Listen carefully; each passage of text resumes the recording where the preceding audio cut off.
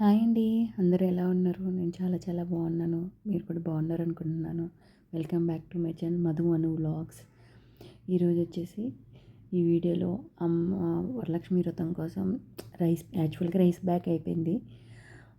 దాంతోపాటు కొంచెం లగేజ్ పంపించారు. అందులో ఏమేమి ఉన్నాయా అని చూపిస్తున్నాను. స్పీడ్గా చూపిస్తున్నాను అనుకోమాకండి.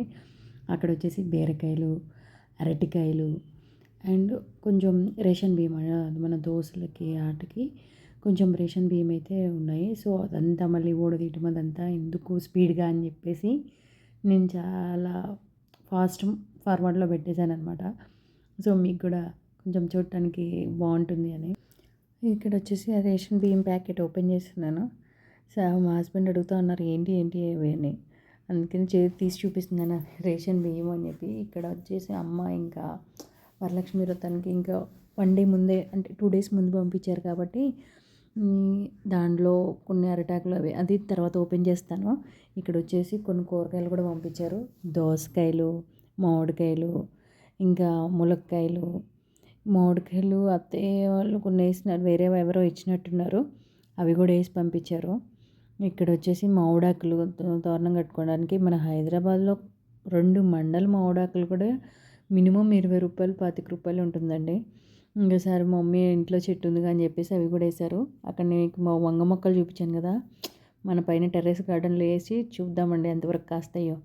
ఇక్కడైతే తోటకూర, ఇంట్లో తోటకూర అండి, చాలా ఫ్రెష్గా ఉంటుంది. కాకపోతే ఎప్పుడూ అయితే మమ్మీ బాగు చేసి ఆ చీడాకులు ఏమైనా ఉంటే బాగు చేసి కట్ చేసి పంపిస్తారు. కానీ ఈసారి వర్షం వల్ల అంత టైం లేక గబగబా పంపించేశారనమాట కట్ చేసి. అలాగా చూడండి దానికి ఎన్ని థ్రెడ్స్ కట్టారు అంటే, నాకు ఎప్పుడైనా నాకు వ్రతం రోజు ఏమైనా కట్టడానికి అట్లాగా కొసలు అవి యూజ్ అవుతాయేమో, దానికి బదులు ఇలా థ్రెడ్స్ కట్టి పంపించారు. వాటిని మనం యూజ్ చేసుకుంటానని. ఇక్కడ వచ్చేసి బచ్చల కూర, తోటకూర, అరటికాయలు ఇవన్నీ అండి. మ్యాక్సిమం ఈ మనకి వ్రతానికి ఏమేం కావాలో అవన్నీ వచ్చేసాయండి. ఇంకా మనం బయట కొనుక్కునేది ఏమీ ఉండదు. ఓన్లీ పువ్వులు, గాజులు ఇవి తప్ప. ఇక్కడ వచ్చేసి ఏంటో చూపిస్తుంది అనుకుంటున్నారా? బాక్స్ ఓపెన్ చేయగానే వచ్చిందండి స్మెల్. సూపర్ అంటే సూపర్. మామిడికాయ తురిమి పచ్చడి పెట్టారు.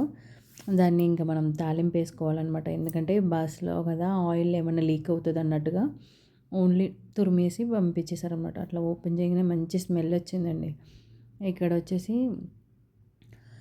కవర్ ఏంటని చూశాను, తమలపాకులు అనమాట. ఈ తమలపాకులు మన పాన్కి వేసుకునే ఆకులు చాలా చిన్నగా ఉంటాయి, మనం పూజకి చేయకూడదు. కానీ ఊర్లో చూడండి ఒక్కొక్క ఆకు నా అరచేయకంటే చాలా పెద్దగా ఉందన్నమాట. దానిలో అయితే మనం టిఫిన్ కూడా చేయొచ్చు, అంత అంత పెద్దగా ఉన్నాయి. చూడండి ఒక్కొక్క ఆకు, ఒక్కటి కూడా చిన్న ఆకు లేనే లేదండి. అన్నీ చాలా పెద్దగా ఎడల్పుగా ఉన్నాయన్నమాట. అంటే చూడండి అరచేయి పెడితే అట్లా అరచేయి ఎంత వెడల్పు ఉన్నాయి. చాలా చాలా పెద్దగా ఉన్నాయన్నమాట. సో మనం తమలపాకులు కూడా కొనుక్కునే పని లేదు.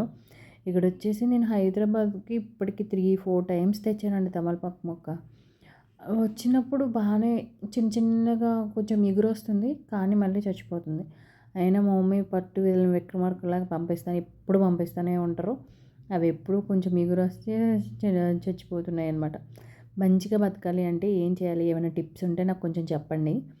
ఇక్కడ వచ్చేసి బాటిల్ వచ్చేసి ఇంట్లో ఒక చిన్న దూడ పుట్టిందనమాట. సో అందుకనే మనకి జున్నుపాలు వచ్చాయి. గడ్డ ఇవి ఇరగగాసుకుంటారు కదా, నెక్స్ట్ 2 డేస్వి కూడా అవి పంపించారు. ఇంకా మిగతావన్నీ నార్మల్ మిల్క్ అనమాట.